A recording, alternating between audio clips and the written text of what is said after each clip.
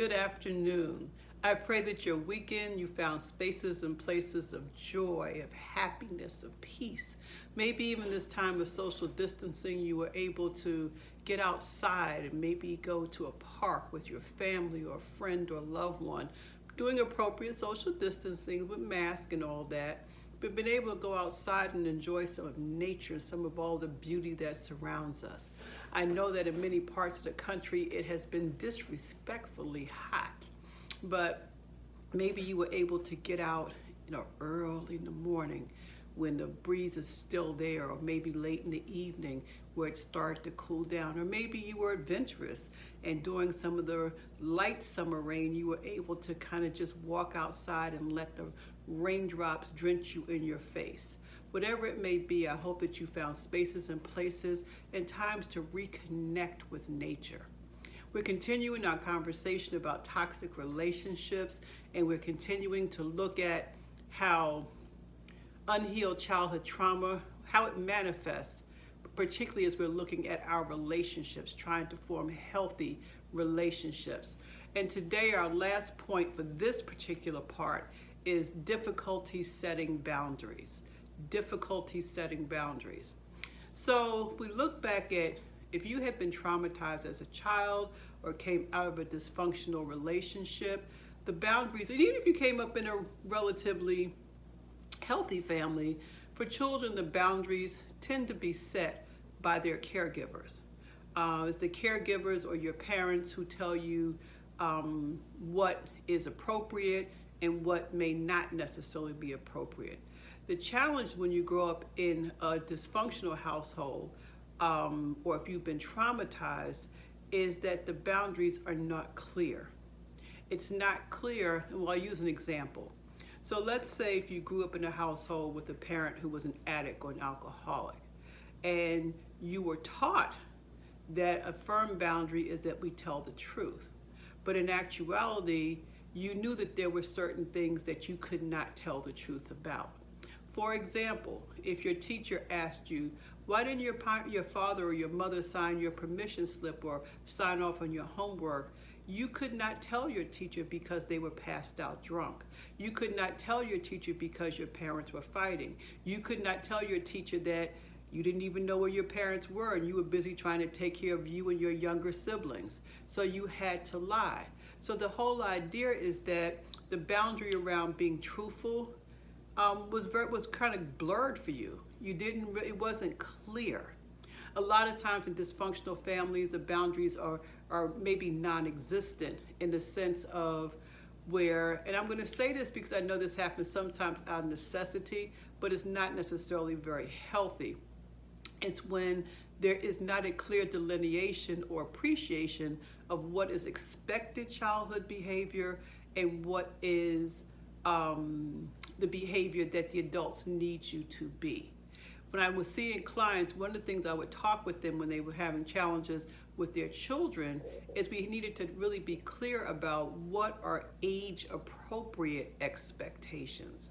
Are you really expecting your 5-year-old to be able to provide a meal or to take care of the 3-year-old? Is that really age-appropriate? Are you really expecting a 10-year-old who is now a latchkey kid because you have to work to be able to make the best choices, particularly if something comes up, particularly if they've been told, you stay in this house, don't let nobody in this house, you can't, and something happens, what is the boundary there? It's not very clear. So let's talk about boundaries and how they manifest in our adult lives.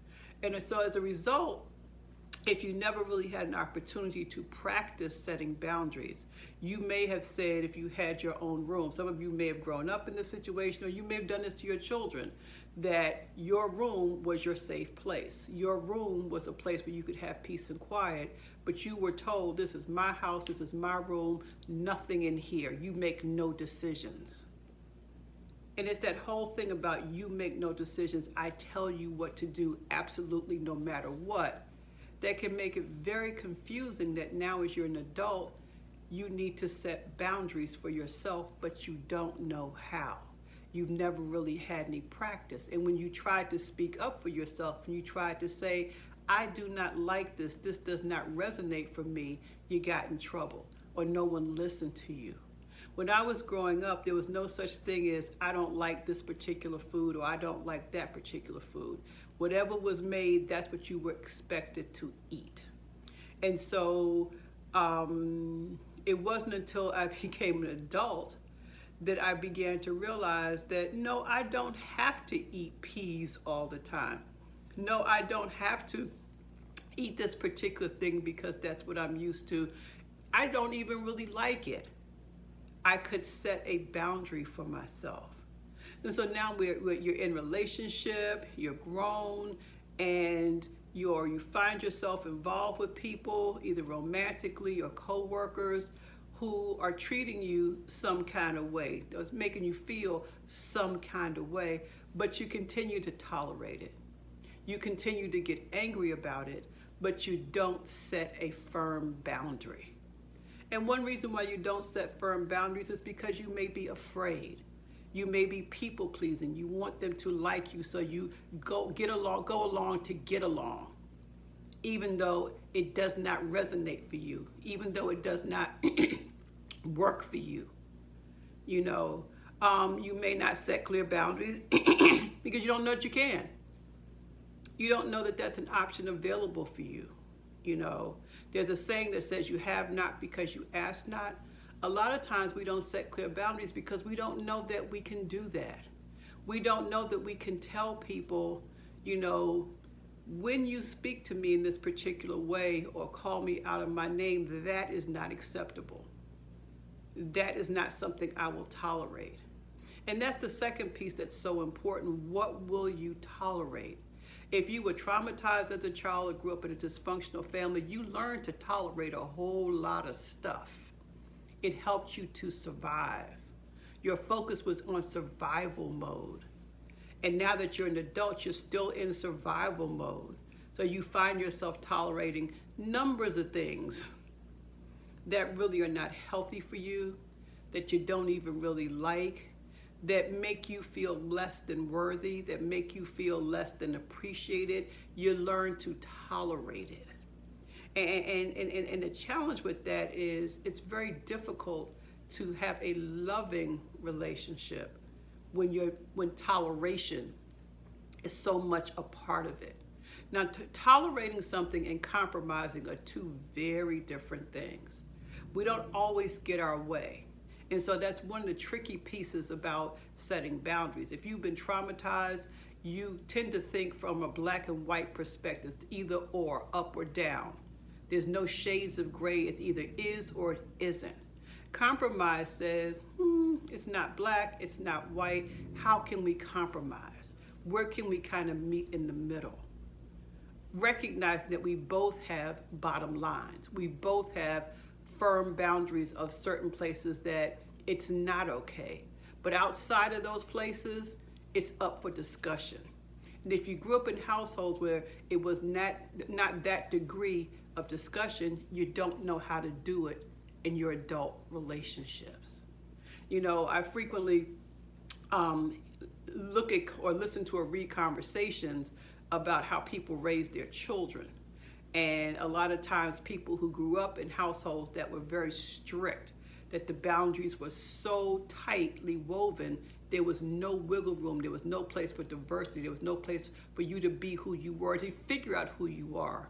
And so you now have your own children and you're not tolerating much of anything. And in reality, you're squeezing the very life out of your kids.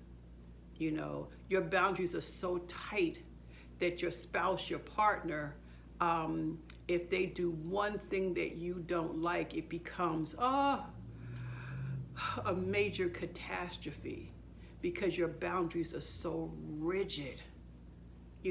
People are going to disappoint you when you have boundaries around everything. I was watching this show, I think I may have referenced it, called, this was a new show I was watching. It was about Indian matchmakers. And this one woman, as they were asking her, what are you looking for? She had a laundry list of things she did not like. She had a laundry list. They can't like this, they can't like that, and I don't like this, and I don't like that, and I don't like this. And the matchmaker said, at least to the people in the audience, she is very rigid. Her boundaries are so tight that in order for her to find a partner, in order for her to find a match, she's going to have to learn how to compromise. And so some people are in that category, and some people, your boundaries are so loose that you'll tolerate anything. You'll invite anybody into your life, even when even when you have signals that these persons' behaviors or things they do or say are crossing a line for you. It doesn't make you feel good. It makes you question who you are. It has you doing things that you don't necessarily want to do. But yet fear sometimes stops us from setting firm boundaries. But I'm here to encourage you that if you want a healthy relationship, if you want to be able to make better choices and to find the joy that you want, setting boundaries is a good place to start. It's a great place to start. Being able to say, this is my bottom line. And a good bottom line to start with is, and that this may not be happening in your home, or this may not resonate for you, but a good place for some people who are used to being treated any old kind of way, a bottom line says, these are the behaviors I will not tolerate. I will not tolerate you hitting me. I will not tolerate you cursing me. I will not tolerate you calling out of my name. Okay, that's a good place to start with bottom lines, because what it says is I care enough about myself and I honor my worth that I'm going to need whoever I'm engaging with to honor it on the same level. And if they cannot do that, then I'm going to be prepared to walk away. I'm going to be prepared to no longer be involved in this situation that creates this level of distress for me. So I invite you to think about those things. We will flesh this out even more, because starting tomorrow, we're going to really focus on how to work through some of the toxicity, how to be a little bit more mindful about who we're choosing to be in relationship, about how we can take some risk and not necessarily be so rigid, but don't move to the other extreme of anything goes, whether we affirm it or not. And we're going to do that on purpose. I look forward to talking with you. I will ask you, if you choose to like and share. If you're watching this on a medium such as YouTube or Instagram or Facebook, to like the page, to subscribe to the page, and let's promote healing. Let's promote restoration. Let's be change agents. If this is good for you, if you've been getting something out of these videos, I encourage you to share it with someone else. Love you all, and I'll talk with you tomorrow. Bye-bye.